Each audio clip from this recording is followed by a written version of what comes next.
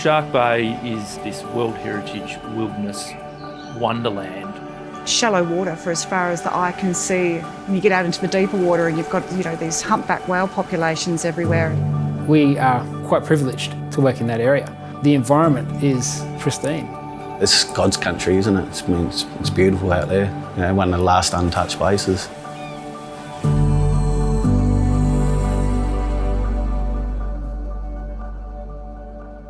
My dad, he was a commercial fisherman, as was his grandfather. I was always the one, I was like my dad's shadow. I just wanted to be on the boat all the time. If he was fixing the dinghy, I was there. If he was fixing nets on the oval, I was there. I just loved it. But yeah, my dad never wanted me to be around fishing. Just one day I walked into my boss and said, I'm going to resign and I'm going to go and do a science degree in fisheries management. And he's like, yeah, but you're an artist. And I'm like, not anymore, I'm not. So I've never looked back. The greatest success of the fishery is to operate in a World Heritage area and trawl. Working in an area like that comes with a great deal of responsibility. For it to be world's best fisheries management, it needs to be underpinned by really good science, and the science is needed to ensure that sustainability is there, provide the community confidence, the rec fishing sector confidence, the consumer of prawns confidence that science is driving good management decisions.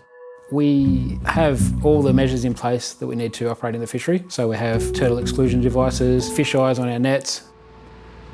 Department of Primary Industries has what's called a harvest strategy, and that sets the standard for the season. So they'll do surveys at the start of the season or prior to, and then they'll do periodic surveys every sort of 3 months in between, and then there'll be an industry survey every sort of 2 trips. If there's a certain catch per kilo rate drops off, then we'll close that area, and then we'll go into the next area.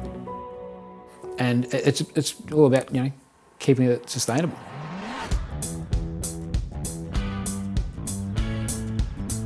From 6 to 10, I wanted to be a fish factory processor. And then I saw my brothers and I was like, yeah, I'm not going to be a fish factory processor. Because number one, I've got to be underneath those two within the system, and that's not going to work. So I said to Dad and Mum, I said, I can be cooking the seafood that you catch. And I think a lot of people think that the prawn industry isn't sustainable. But my dad had been doing it for 35 years. They've been doing it for 80 odd years in Shark Bay.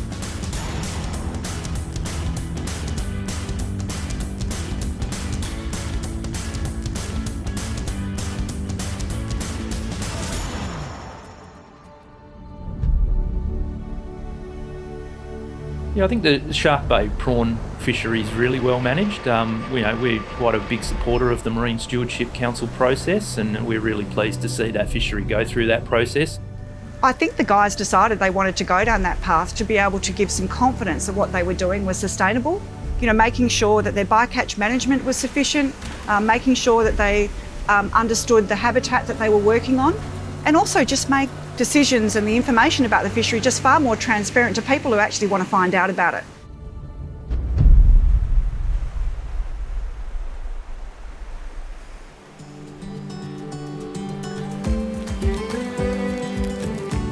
I love working with fisheries that can provide really good seafood for people and feel proud about, where it's come from and that it's clean and that it's caught properly, and that actually means something to me.